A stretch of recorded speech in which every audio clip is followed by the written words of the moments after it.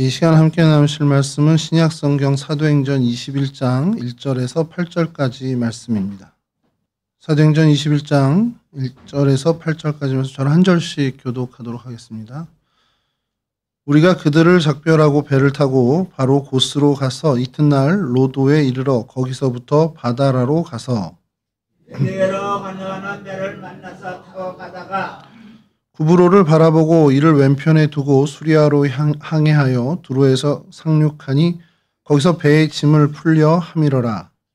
제자들을 찾아 거기서 이래를 머물더니 그 제자들이 성령의 감동으로 바울더러 예루살렘에 들어가지 말라 하더라. 이 여러 날을 지낸 후 우리가 떠나갈새 그들이 다 그 처자와 함께 성문 밖까지 전송하거늘 우리가 바닷가에서 무릎을 꿇어 기도하고 우리는 배에 오르고 그들은 집으로 돌아가니라. 두로를 떠나 항해를 다 마치고 돌로마이에 이르러 형제들에게 안부를 묻고 그들과 함께 하루를 있다가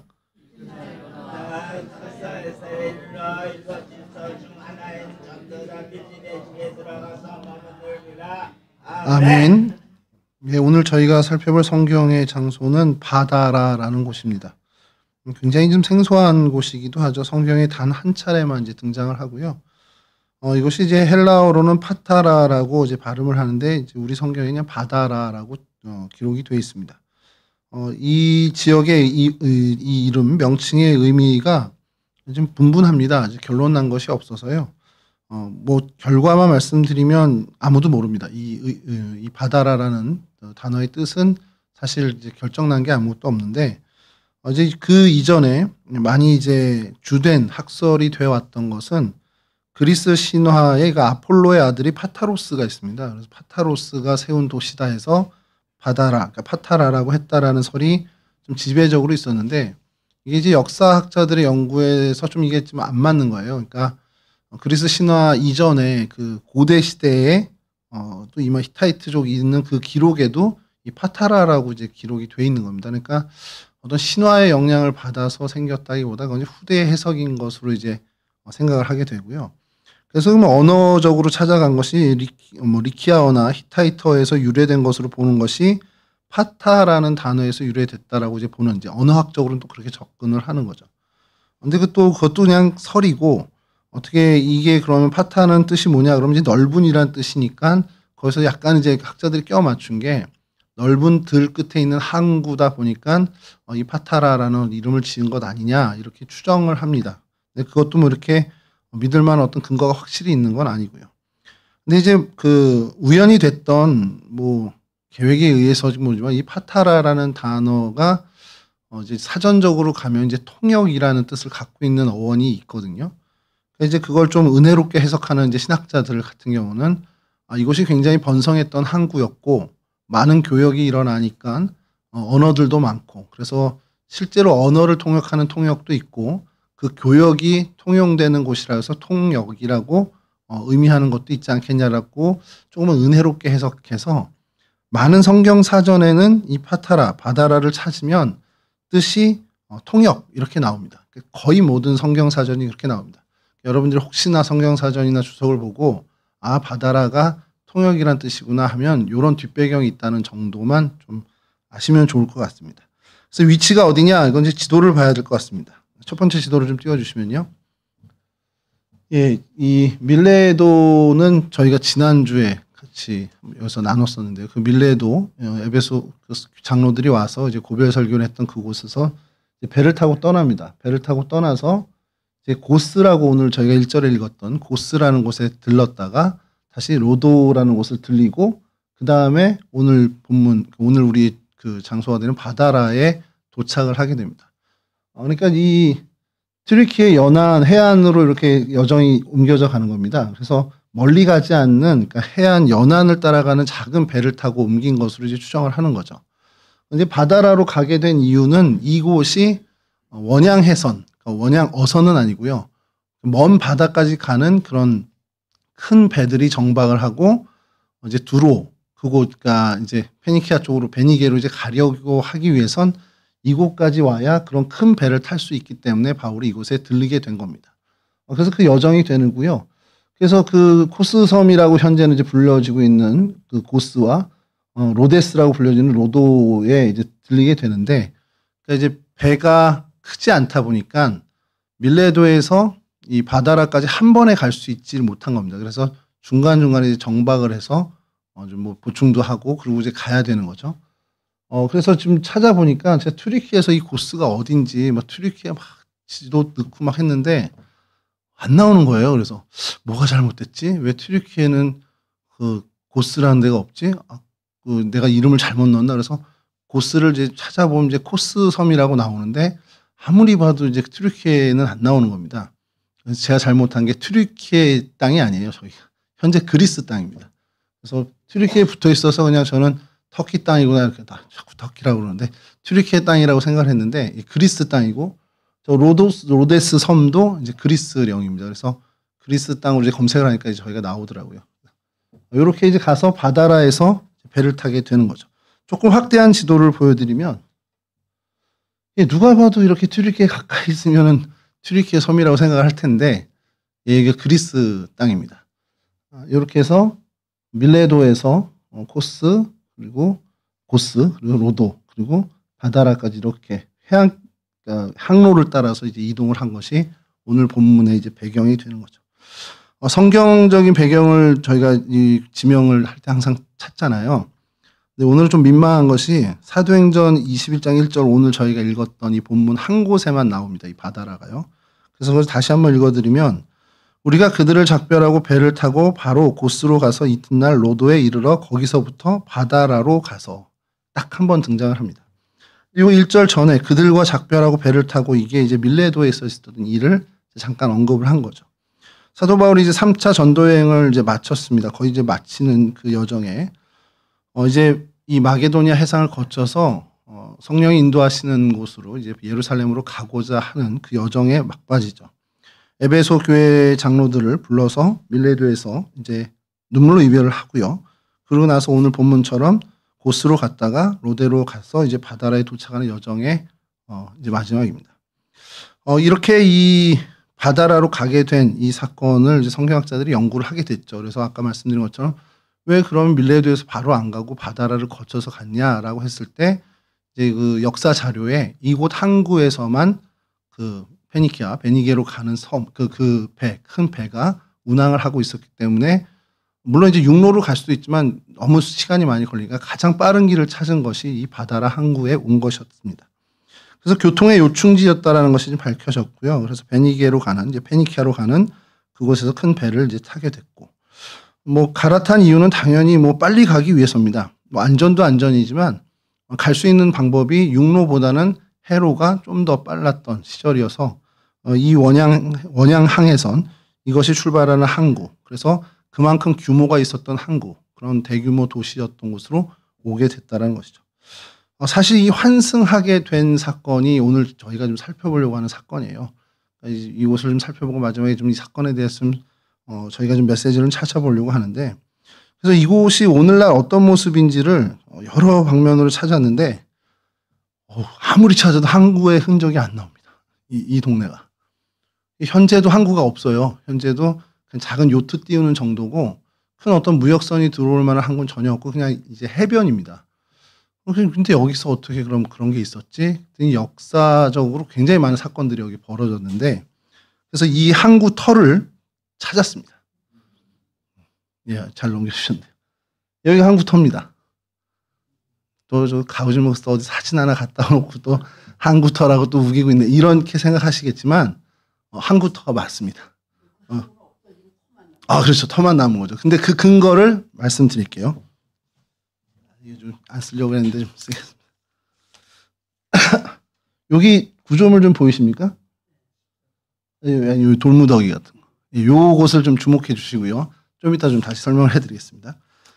이것이 항구였다라는 것이 항구에 있는 기반 시설들이 있죠. 항구에 가면 뭐 방파제를 막는, 파도를 막는 방파제도 있고, 뭐 그때 당시에는 방파제가 있지는 않았겠지만 그런 여러 이제 항구의 시설물들이 있습니다. 그런 것들이 여기서 이제 발견을 하게 되는데요. 그걸 이제 말씀드리기 전에 이 바다라에 대해서 조금 더 설명을 해드리면, 이제 역사 자료에 굉장히 많이 이 바다라가 성경과는 다르게 등장을 합니다. 그래서 여기가 루기아 지방이거든요. 이제 튀르키예 루기아 지방인데 여기에 23개의 도시 연맹이 있었습니다. 그래서 루기아 연맹 체제가 있었는데 그중에 제일 큰 도시 6개 중에 하나가 이 바다라였습니다. 근데 왜 큰 도시가 중요하냐? 그 연맹에서 뭔가 일을 결정할 투표를 하잖아요. 투표를 하는데 보통 도시국가 23개 국가의 도시에 23개 도시에 표를 한 표씩 줘야 되는데 이 6개 도시에는 표를 몇 개를 더 주는 거예요. 2개를 주는 경우도 있고. 근데 이 바다라는 3표를 확보할 정도로 가장 많은 표를 갖고 있는 거대 도시였다라는 겁니다. 그 역사의 기록에 남아 있었고요. 아까 말씀드린 것처럼 아폴로의 아들 파타루스에서 도시가 건설됐다라는 신화가 있어서 이곳이 이제 아폴로 신을 섬기는 그런 어떤 신전들이 좀 발달을 하기도 했다라는 기록이 있습니다.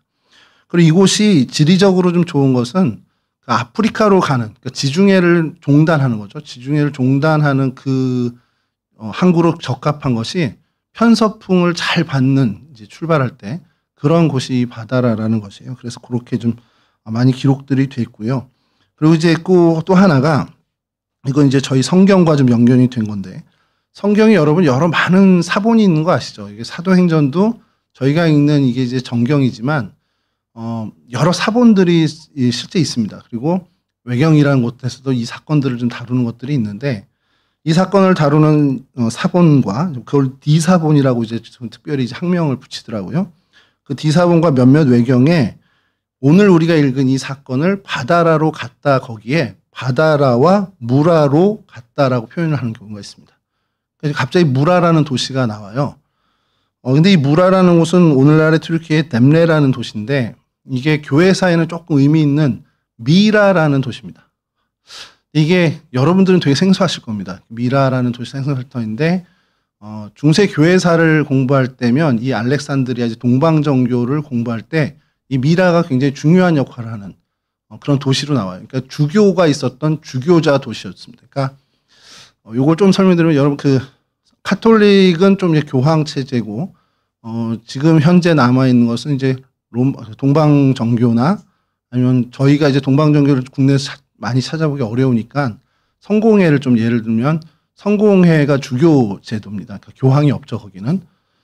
그래서 제일 높은 게 이제 대주교고 그다음에 이제 각 관구의 주교들이 있는데 여러분 시청 옆에 있는 성공회 그 대성당이라는 곳에 가면 그 간판에 성공회 대성당이라고 써 있는 것도 있지만 그 정식 간판은 주교좌 성당이라고 되어 있습니다. 그러니까 주교의 의자, 주교의 자리가 있는 성당이다. 그러니까 여기는 주교가 목회를 하고 있는 성당이야라고 해서 주교자 성당이라고 하거든요. 그러니까 그런 이제 주교좌 도시가 있었는데 그것이 바로 미라, 뎀레라는 곳이고 그 아까 사본에 나오는 무라라는 곳이 그런 역할을 했습니다. 그 이 미라에 그러면 왜 제일 동방정교를 얘기할 때 좀 유명하냐? 이 미라의 주교 중에 굉장히 유명한 사람이 있었습니다. 이름을 들으시면 알 거예요. 성 니콜라스라고. 근데 뭐 니콜라스가 너무 많잖아요. 제가 좋아하는 배우 니콜라스 케이지도 니콜라스고. 이 니콜라스가 왜 중요하냐면 여러분 산타클로스의 그 유래를 여러분들이 들어는 보셨을 거예요. 안 들어보셨나요? 저기 뭐 북쪽에서 루돌프 타고 오는 게 아니고 가난한 이웃들에게 이제 선물을 나눠주고 했던 그 이야기가 산타클로스 이야기의 이제 원형인데 그 주인공이 바로 이 성 니콜라스 주교였습니다. 그리고 그 니콜라스 주교가 태어난 곳이 이 바다라였고요. 그가 주교로서 목회를 했던 곳이 그 무라, 성경의 사본에 나온 무라고 그 이제 정식 명칭은 미라라고 하는 오늘날의 튀르키예의 뎀레라는 도시입니다. 그리고 여기 이쪽이 이제 많이 연결이 됐죠. 그러고 보니까 여기에 사도 바울이 크게 오래 머물지 않았잖아요. 머물지 않았는데도 불구하고 이곳에 굉장히 이른 시기에 교회 공동체가 생성이 됩니다. 이제 고고학적으로 발견이 되고요. 그리고 이곳에서 니콜라스도 태어나게 되고 성 니콜라스 태어나게 되고 그래서 어떻게 보면 참 기독교 역사에 굉장히 이제 동방교회지만 동방교회 안에서 굉장히 역사적으로 의미 있는 지역이 바다라였습니다. 이런 정도로 알아두시고 다음 지도를 좀 보시면 이걸 좀 설명을 좀 드리려고 합니다.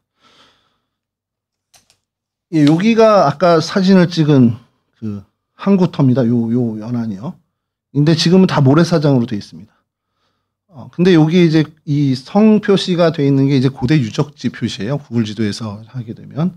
근데 다 뭐 튀르키예어로 돼 있죠. 뭐 하드리아누스 곡물 창고 뭐 이렇게 돼 있고, 저기는 무슨 개선문도 돼 있고요. 여기는 뭐 코란트 무슨 뭐 이렇게 돼 있는데, 제가 그래서 적어왔습니다. 코린트 타프나흐 코린티셔. 이게 코린트 양식의 신전이라는 뜻이에요. 그러니까 걔네 말로 써놔서 번역기를 돌렸습니다. 그래서 코린트 양식이라는 게 있더라고요. 이렇게 좀 잎사귀 모양으로 이렇게 장식하는 그 건축 양식인데, 그 코린트 양식으로 돼 있는 신전이 여기서 이제 발견이 됐고요. 그리고 제가 이제 말씀드린 중요한 곳이 요 고대 등대라는 곳과 여기 그 원형 극장입니다. 고대 극장이라고 돼 있는 곳인데, 요거는 이제 잠시만요. 요 고대 등대 때문에 여기가 항구터라는 게 역사학자들이나 고고학자들에 의해서 밝혀진 겁니다. 등대가 이 육지 안쪽에 있잖아요. 근데 사실은 해안가에 있는 게 등대는 해안가에 있는 게 원래 위치죠.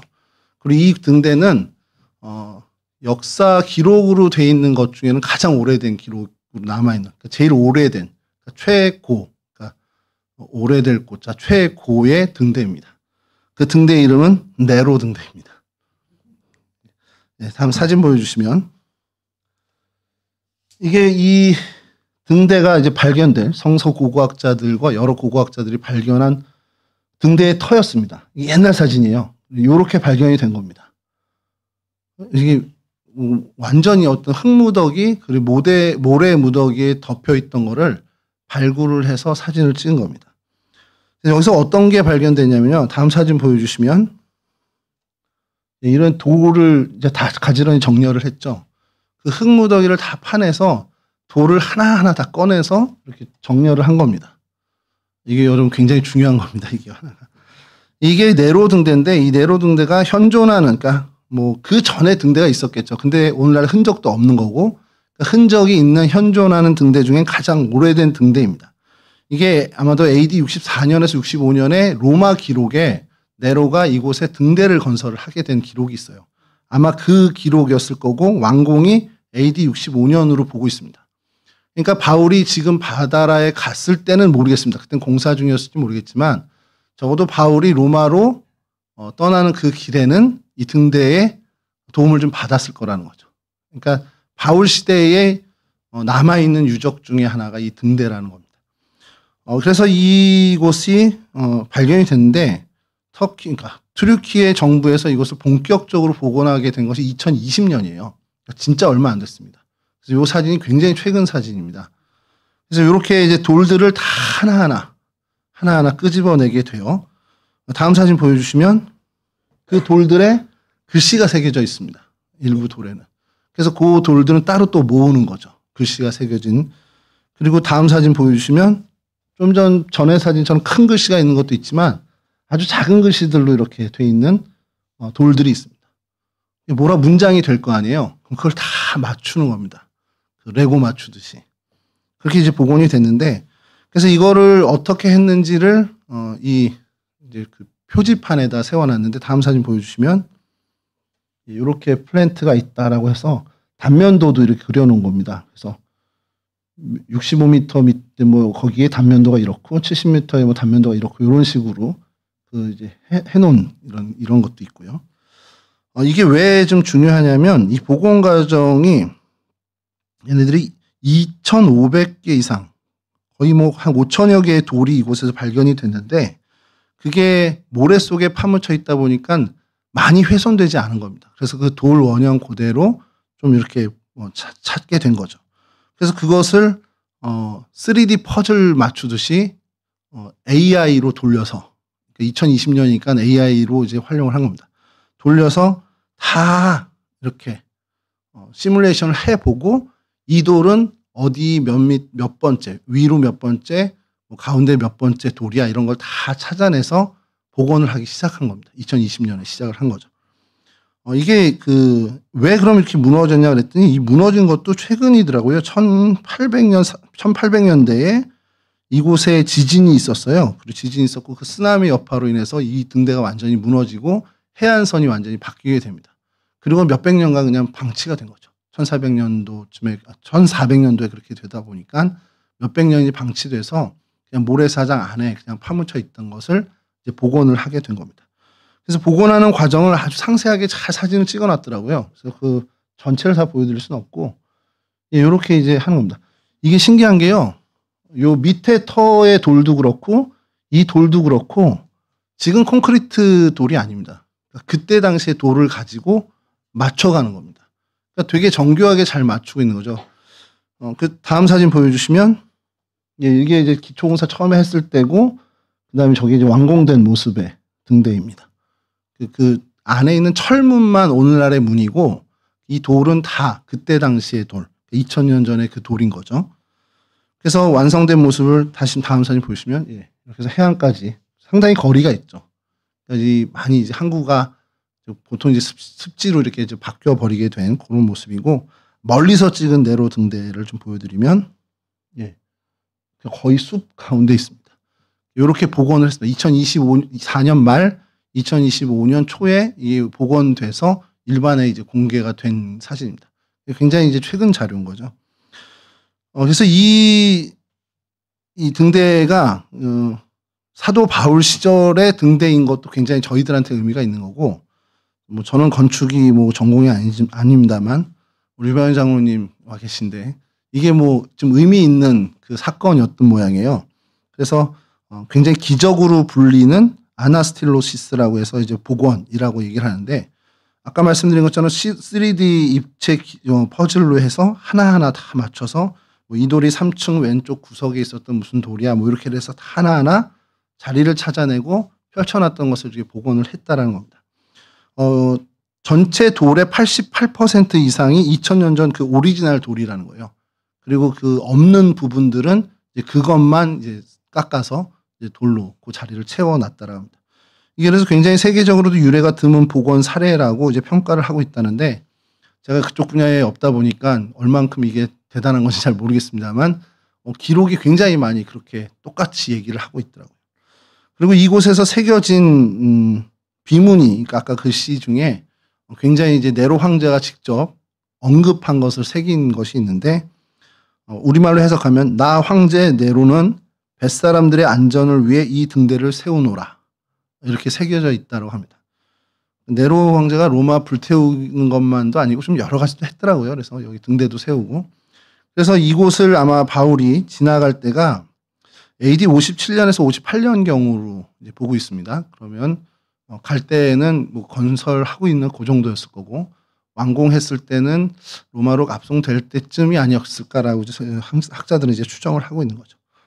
그래서 이런 어떤 의미 있는 그 등대가 좀 사도 바울 시절에 딱 그 유적이 하나 있고요. 다음 사진 보여주시면 아까 처음 봤던 지도인데, 그 지도에 지금 이 빨간 테두리 있는 곳을 좀 확대해서 보여드리겠습니다. 다음 사진 보여주시면, 여기가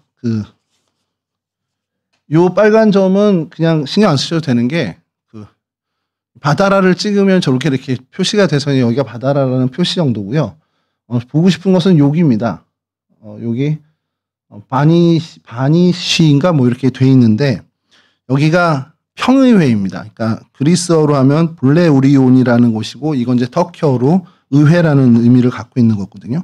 그러니까 터키어로는 파라타 메즐리 비나스라고 해서 의회 건물 이렇게 해석이 되는데, 원래 이제 고대어로 헬라어로 얘기하면 블레오테리온이라고 이제 정식 명칭이 그렇게 되어 있습니다.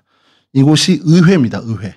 그러니까 이곳이 대규모 도시였고 각 지역에서 의원들을 모아서 국회의사당처럼 이제 만든 도시가 있습니다.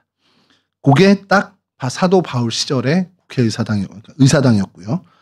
그 밑에 있는 요 지점은 표시인에 뭐 텍스트는 안 나와 있는데, 요게 의사당 바로 옆에 있는 원형 극장이고, 요게 사도 바울 시절의 건물로 이제 드러난 거죠. 그 외에 이제 다른 것들은 사도 바울 시절은 아니고요. 그 이후에 뭐 비잔틴이나 동로마 그때 시대의 그 유적들이 많아서 그건 뭐 오늘은 살펴보지 않을 텐데, 요 두 건물과 아까 네로 등대가 굉장히 의미가 있는 거죠. 그래서 다음 사진 보여주시면,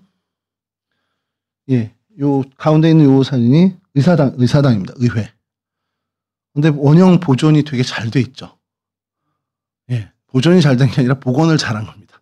복원을 되게 잘해서 아주 깔끔하게 잘 복원을 했고요. 그 사진, 다음 사진 보여주시면 이게 의사당 내부인데요. 복원이 끝난 상태의 이제 사진입니다. 근데 여러분 이거 보면 조금 그렇지 않으세요? 원형극장하고 뭐가 다르지? 네. 그래서 다음 사진, 요거 밖에 사진을 하나 먼저 보고요. 이게 의사당 복원 후에 밖에서 찍은 이제 사진이고, 그 다음 사진은 이게 원형극장입니다. 요 이제 복원 중에 있는 사진을 좀 갖고 온 건데요. 의사당하고 비슷한데 좀 다르지 않으세요? 조금은 다른. 의사당이 저 뒤에 있는 게 의사당입니다. 그리고 이게 이제 원형극장인데요. 원형극장 이제 복원 그 작업하고 있는, 그래서 이제 다음 사진 보시면 이제 계단을 만들고 복원을 한 상태입니다. 바닥은 아마 요즘 돌로 이렇게 한 것 같아요. 저희 무대 장치가 돼 있는 거고요. 그래서 요걸 표로 좀 만들었는데 다음 사진 보여주시면 의사당과 원형극장의 차이입니다. 규모가 차이가 나요. 1,400여 명이 들어가고 저쪽은 6,000명 이상이 들어갈 수 있는. 용도는 이제 정치 회의고 니케아 연맹 회의가 주로 있었던 곳이고, 저 원형극장은 그냥 엔터테인먼트, 뭐 연극, 뭐 이런 검투경 이런 것들이 있었고, 구조적인 특징은 사방 벽이나 어떤 계단식은 거의 비슷한데, 원형극장은 노천 구조입니다. 노천극장입니다. 그리고 요거 그 의사당은 원래는 지붕이 있는 건물이에요. 지붕이 이제 유실된 겁니다. 수용 인원은 뭐 특색이죠. 뭐 일반 시민들한테 공개되는 자리고, 의사당은 이제 선출된 대표들이 이제 논의를 하던 그런 곳이신. 요게 이제 요런 형태가 왜 성경 고고학자들은 여기를 좀 주목하냐면, 당시 이제 로마 시대에 사도 바울과 로마 시대에 많은 그리스도인들이 핍박을 당하거나 아니면 그리스도인들의 핍박을 결정하는 회의들이 이런 형태의 건물들에서 이루어졌을 거다라는 걸 보고 있는 거고요. 그 복원 상태가 가장 어떻게 보면은 잘 되어 있는 곳이 이곳에, 이 바다라라는 곳에 있다라는 것. 규모는 사실은 밀레도에 있는 게 더 큽니다. 훨씬 큽니다. 12,000에서 15,000명까지 수용을 하니까 여기는 6,000여 명 수용이고요. 밀레도에 있는 원형극장의 수용인은 훨씬 더 크지만, 이곳이 이제 어떤 그런 대개 이제 도시들에 있는, 그래도 사람들이 모이는 좀 그래도 중형 이상의 도시의 원형극장이나 의사당의 모습을 잘 갖추고 있다라고 해서 성경학자들이 좀 주목을 하고 있습니다. 그리고 여기서 이제 또 하나가 이제 좀 유의미한 유적은 이제 바울 시대는 아닙니다만 바울의 시대 이후에 이곳에서 이제 세워졌던 한 건축물입니다. 다음 사진 보여주시면 이게 시티 바실리카라는 이제 명칭을 갖고 있는 교회터입니다. 여기에 이제 바울 기념교회는 없어요. 바울이 그렇게 오래 머물지 않아서 그런지 바울 기념교회 같은 것들은 없는데, 이 시티 바실리카라는 이제 교회가 이제 동방정교입니다. 동방정교인데 굉장히 큰 규모의 성당, 그 교회가 이제 세워집니다. 근데 이게 바울이 지나간 이후에 100년도 안 된 사이에 세워진 거예요. 그러니까 아주 초초기 그리스도 공동체가 생겨났다라고 보시면 됩니다. 그것도 대규모로 크게 생겨난 거죠. 그래서 그 터가 다음 사진 보여주시면 이 정도 규모입니다. 그러니까 저 끝에서부터 이렇게 뭐 교회 터로 이제 보고 있는데, 여기는 이제 복원은 아직 못 하고 있는 상황이고요. 튀르키예 관광청, 이게 좀 재미난 게, 저희 같은 경우는 문화재청이 있잖아요. 문화재청에서 보통 이런 유적들을 저희는 발굴을 하고 또 복원을 하는 작업을 보통 하는데, 튀르키예는 재미난 게 관광청에서 합니다. 그러니까 이걸 관광 자원으로 좀 보고 있는 것 같아요. 그러니까 그렇게 이제 복원을 하고 있는데, 아까 말씀드린 이 미라라는 그 니콜라스가 주교자로 있었던 그 곳과 이곳의 교회 형태들이 거의 비슷해서 아마 이곳이 먼저 그래도 세워지고, 그리고 그 복음이 확산돼서 뭐 불과 한 10여 킬로, 한 70여 킬로 정도밖에 안 떨어져 있는 곳이니까, 그 무라라고 돼 있는 이 미라라는 도시에도 교회 공동체가 이곳에서 시작돼서 그쪽으로 이제 전파된 것으로 이제 보고 있다라는 것이죠. 이런 어떤 의미 있는 좀 건축물들이 좀 발견이 되고, 뭐 아폴로 신전이라든지 이런 것들 좀 많이 있는데, 보존 상태는 괜찮지만 뭐 저희가 그것까지 볼 정도 뭐 그렇게 의미 있는 건 아닌 것 같아서요. 요 정도까지만 보고 우리 바다라는 요 정도면 되지 않을까 생각합니다. 그래서 이곳에서 있었던 오늘 사건, 이 본문의 사건에 대해서 좀 묵상을 하면서 우리가 좀 여기서 좀 메시지를 좀 찾아보고 싶다라는 생각이 드는 것이, 여러분 지난주 저희가 밀레도를 얘기할 때 사도 바울은 이미 알고 있었습니다. 예루살렘에 가서 고난을 당할 것을 구체적으로는 모르죠. 뭐 몇 대를 맞을 거야, 뭐 어디에 묶여 있을 거야, 어디에 갇힐 거야, 이건 모르지만 성령께서 말씀하시는 건 큰 고난을 당할 거다라고 이제 알려주셨고, 그럼에도 불구하고 그는 예루살렘을 향해서 가면서 자신의 사명에 대해서 은혜의 복음을 증언하는 그 일을 마치려 하면 내가 내 목숨도 중요하지 않다라고 여긴다라는 것을 고백하죠. 그래서 그리고 난 다음에 이제 가는 여정에서 큰 배로 갈아타는 곳이 오늘 이 바다라입니다. 그래서 이 바다라는 곳이요, 단순히 그냥 지나가는, 예루살렘으로 가는데 그냥 거쳐간 그런 도시가 아니고, 여기는 좀 의미 있는 것이 예루살렘으로 가기 위해서 아주 필수적인 배를 갈아타는 사건이 벌어진 곳이에요. 한번 좀 상상해 보시죠. 이제 저기 가면 이제 나는 큰 어려움을 당하게 될 거야라는 걸 알고 있습니다. 그리고 배를 타고 가죠. 근데 이 배가 무슨 비행기처럼 쭉 가는 게 아니잖아요. 그냥 뭐 하루 이틀 계속해서 가는데, 그때의 내 마음이 어떨까? 뭐 초조함도 있을 거고 두려운 마음도 분명히 생기겠지만, 도망가고 싶은 마음도 저는 좀 생겼을 것 같아요. 하나님 좀 어떻게 하면 이거 좀 날 좀 이 잔을 제게서 피하게 해주시면 어떨까요? 라는 생각도, 그리고 기도도 했을지도 모르겠습니다. 그리고 본격적으로 이제 바다라에 도착해서 바다라 항구에서 큰 어떻게 보면 이제 무역선이 됐을지 뭐 관광선은 아니겠지만 여하튼 그 페니키아로 가는 이제 배를 타게 되는데, 그 순간이 지나면 이젠 돌이킬 수 없는 겁니다. 이 배를 타고 난 가면 진짜 그냥 고난의 길을 가야 되는 거고 어려움을 당할 수밖에 없는 그 시점입니다. 저 같으면 여기가 좀 괜찮은 도시고 좀 규모도 있고 좀 풍족함도 있는 도시니까 이 바다라에서 뭐 하루 이틀 좀 더 있으면 안 될까? 뭐 좀 하루 이틀 정도 더 뭐 묵으면서 마음의 정리도 하고 또 인생 정리도 좀 하고 이러지 않을까라 싶은데, 바울은 전혀 그런 모습을 안 보이고 있다는 거죠. 그리고 좀 천천히 가도 되는 걸 좀 어떻게든 하루라도 더 빨리 가려고 바다라까지 와서 제일 빨리 가는 그 수단을 이용하더라는 겁니다. 여러분, 그 에베소에서 있었던 일, 뭐 마게도냐, 헬라, 드로아에서 있었던 일들, 뭐 이런 것들은 그냥 그가 선교 사역이니까 그렇게 해왔는데, 성령께서 예루살렘을 가서 고난을 당할 거라는 것을 알게 한 다음부터는 왜 그의 마음이 오히려 더 바빠지고 분주해졌을까라는 생각을 하면서, 한편으로는 이랬나 생각이 들면서 또 한편으로는 나 같으면 어떻게 할까? 난 도저히 할 수 없을 것 같은데라는 그런 생각도 좀 하게 되는 사건이라는 겁니다.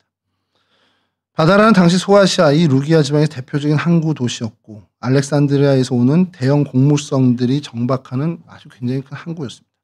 그리고 여기서 이제 작은 연안을 가던 연안선에서 대형 이제 무역선으로 갈아타는, 어떻게 보면 그 결연한 의지를 가지고 예루살렘으로 향해 가는 그 결정에 완전 종지부를 찍는 그런 이벤트가 된다라는 것이죠. 바울은 이제 여기서 이 배를 타면 더 이상 이제 돌이킬 수 있는 기회는 사라지는 겁니다. 여러분, 바울이 이렇게 여정을 갈 때 성령께서도 직접 알려주셨지만 에베소 장로들도 그렇고 오늘 우리가 읽은 본문 안에서도 그렇고 뭐 두로까지 가서도 그 많은 제자들은 계속해서 바울을 만류하죠. 그렇게 가지 마시라. 그렇게 가는 건 아닌 것 같다고 계속 얘기를 합니다. 그러나 바울의 대답은 일관되죠. 에베소 장로들에게 얘기한 것 같이 계속해서 똑같은 이야기를 합니다.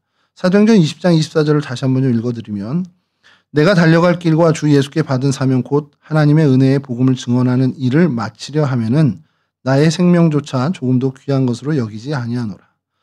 그러니까 바다라에서 바울이 보여준 이 모습은 결국 끝까지 사명을 감당하는 그의 모습의 한 부분이었습니다.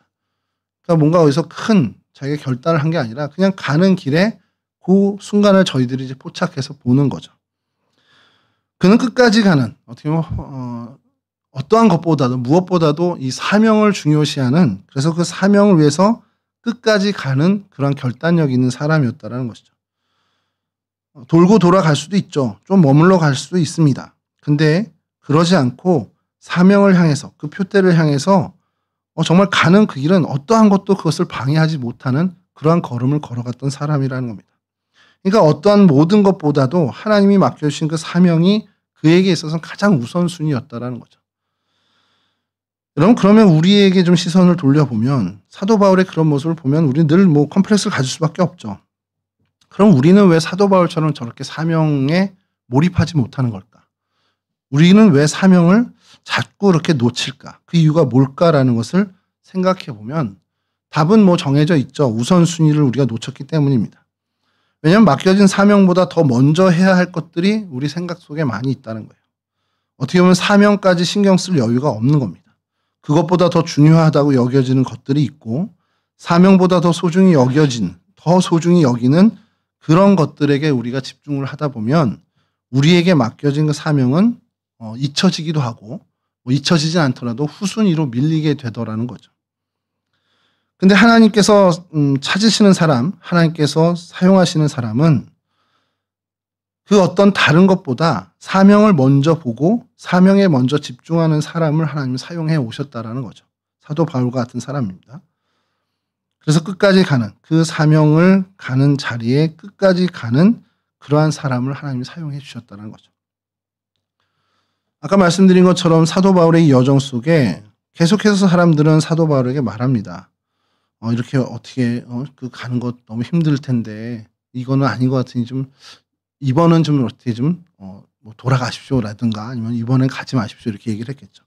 근데 사도행전 21장 13절에선 이렇게 똑같이 얘기합니다. 바울이 대답하되 여러분이 어찌하여 울어 내 마음을 상하게 하느냐. 나는 주 예수의 이름을 위하여 결박당할 뿐 아니라 예루살렘에서 죽을 것도 각오하였노라 하니.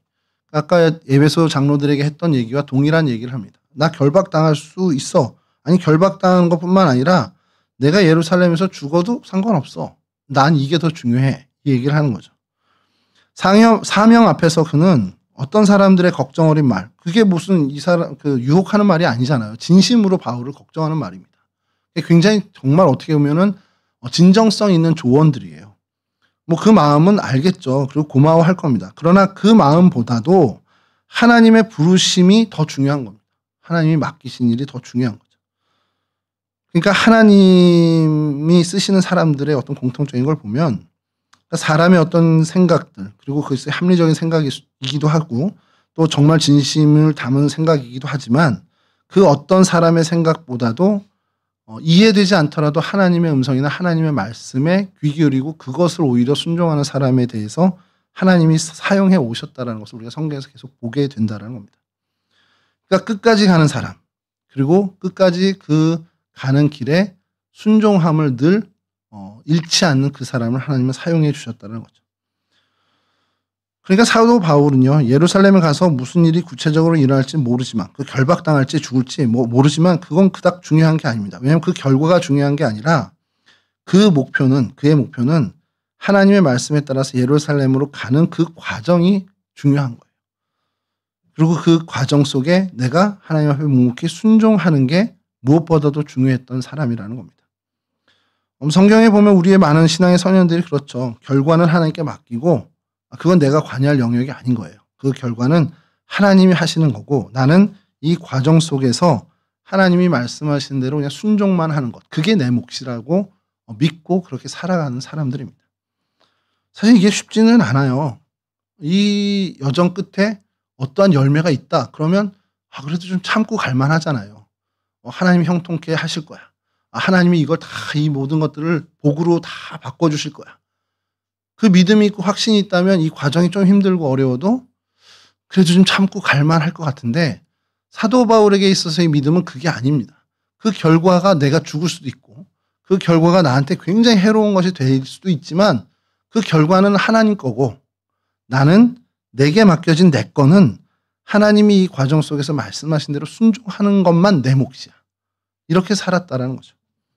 그러니까 순종은 내가 하는 거고 결과는 하나님 거다라는 거. 그러니까 하나님의 영역을 철저히 지킨 사람이 바로 사도 바울이라는 겁니다. 이 모습이 참 사실은 저를 좀 괴롭게 하는 모습이기도 합니다. 개인적으로도 괴롭게 하고 또 저뿐만이 아니죠. 이 땅의 그리스도인들이 다 힘든 부분이 이 모습인데 하나님 그래도 이렇게 헌신했는데, 하나님 내가 이렇게까지 하나님 순종했는데 결과는 책임져 주셔야죠. 이렇게 저희는 기대하고 또 하나님께 얘기합니다. 근데 그거는 관여하지 말라는 거예요. 그거 네가 알 바 아니야. 너는 그냥 내가 얘기한 거 여기서부터 여기까지 순종만 해. 결과는 내가 책임진다는 얘기도 아니에요. 그거는 내 몫이니까 네가 관여하지 마. 어떻게 보면 한편으로는 좀 잔인해 보일 수도 있고 한편으로는 좀 서운해 보일 수도 있는 하나님의 모습이지만 하나님이 저희들에게 지금까지도 일관되게 요구하시는 것은 그러한 모습입니다. 결과 연연하지 말고 너에게 맡겨진 그 시간, 그 과정, 거기서 내가 하라는 대로 나에게 순종만 해. 이게 하나님이 우리에게 요구하시는, 성경 시대부터 지금까지 계속 일관되게 요구하시는 하나님의 요구하심입니다. 그럼 우리가 좀 할 필요가 있는 것이, 사도 바울은 그 사명을 감당하기 위해서 고난이 당하든 죽음이 당하든 상관없이 그 사명을 향해서 최대한 빠르게, 최대한 올곧게 가기 위해서 이 바다라에서 배를 갈아탑니다. 그러니까 이 바다라라는 것은 사실 지리적인 장소라기보다도 어떤 선택의 자리였다라고 우리가 볼 수 있다라면, 오늘 우리의 일상에서 우리가 만나게 되는 바다라라는 곳은 어떤 게 있겠냐라는 거예요. 사실 우리가 우리의 일상을 살아가면서 우리의 신앙의 여정을 걸어가면서 정말 많은, 정말 숱한 바다라를 만납니다. 항상 그곳에서 우리는 선택을 해야 돼요. 결정을 해야 됩니다. 너무 많은 바다라 앞에 우리는 서게 됩니다. 하나님의 길을 가야 되는지, 아니면 그것 좀 미루고 내가 다른 것을 선택해야 하는지. 결단할 때가 생기죠. 신앙이 흔들릴 때도 있습니다. 또 포기하고 싶을 때, 또 사명이 버거울 때, 그리고 이 책임에서 도망가고 싶을 때에 하나님 우리에게 이 바다라를 이끌어 주십니다. 그래서 우리에게 선택하라 하시죠. 너 어디로 갈래? 빠른 배 타고 예루살렘 갈래? 아니면 잠깐 여기 머물다 갈래? 아니면 다시 밀레도로 돌아갈래? 하나님은 어떤 선택을 우리에게 할지 우리에게 매번 물으시죠. 바울은 바다라에서 사명을 위해 죽을 결단을 하고 사명을 따르는 길을 선택했습니다. 그 결단은 어렵고 힘듭니다. 아마 어쩌면 우리는 그 결단을 평생 이루지 못할 수도 있습니다. 그러니까 우리에게 맡겨진 그 사명을 우리가 완수할지 혹시 못할지 사실 장담할 수 없는 거죠. 그런데 우리가 놓치지 않아야 하는 것은, 우리 평생에 저것을 이루지 못할 수 있지만 그 방향만큼은 놓치지 않아야 한다는 거예요. 우리가 예루살렘으로 향해 가야 되는데 그 중간중간에 바다라를 만나고 선택의 결과에서 계속 우리는 주저앉고 잘못된 선택을 하고 넘어지기도 하고 하지만, 우리는 예루살렘을 가야 되는 거지. 나는 예루살렘을 가야 되는 거지. 그거는 잊지 않고 계속 일어서고 다시 걸어가고, 못 갈 수 있지만 그래도 그 방향 잃지 않고 가야 되는 그러한 모습으로 우리가 하나님 앞에 서야 한다라는 겁니다. 여러분, 우리가 죽도록 충성할 수 있는 모습, 죽음을 각오하고 충성한다, 그것을 이루지 못할 수 있어요. 사도 바울처럼 우리가 못 될 수 있습니다.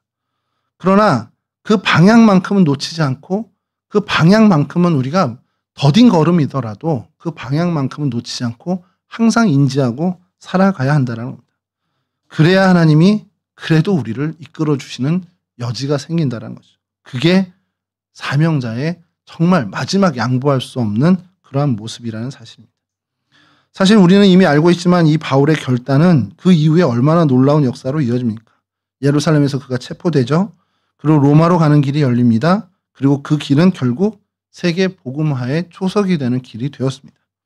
사도 바울은 거기까지 생각을 했을지 안 했을지 모르지만 아마 못했을 거예요. 그냥 하나님이 맡겨준 일에만 그냥 충성을 다한 거고, 내가 로마에 가서 복음을 전하는 것, 하나님이 그걸 맡겨주셨으니 이 길을 통해서라도 난 간다. 이제 그런 마음이었을 겁니다. 근데 그것이 결국엔 유럽 전체를 복음화하게 되고 또 세계 복음화로 이르는 사실 첫 단추가 되었다는 것이죠. 여러분, 마지막 저희들의 삶도 우리 이후에, 내 삶이 끝난 이후에 어떤 열매로 맺혀질지 우리는 아무도 모릅니다.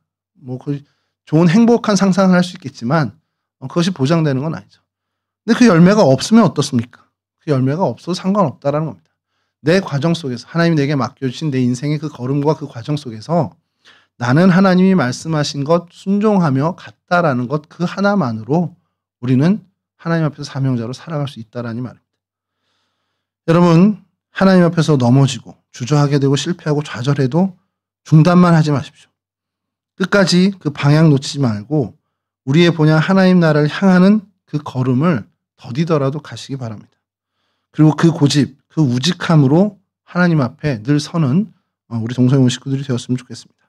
그런 정말 중단 없는, 정말 황소 걸음 같은, 빠르게 가지 못하더라도 더디더라도 목표를 잃지 않는 그런 신앙의 어떤 우직함을 갖는 저와 여러분들 되실 수 있기를 주님의 이름으로 간절히 축원합니다.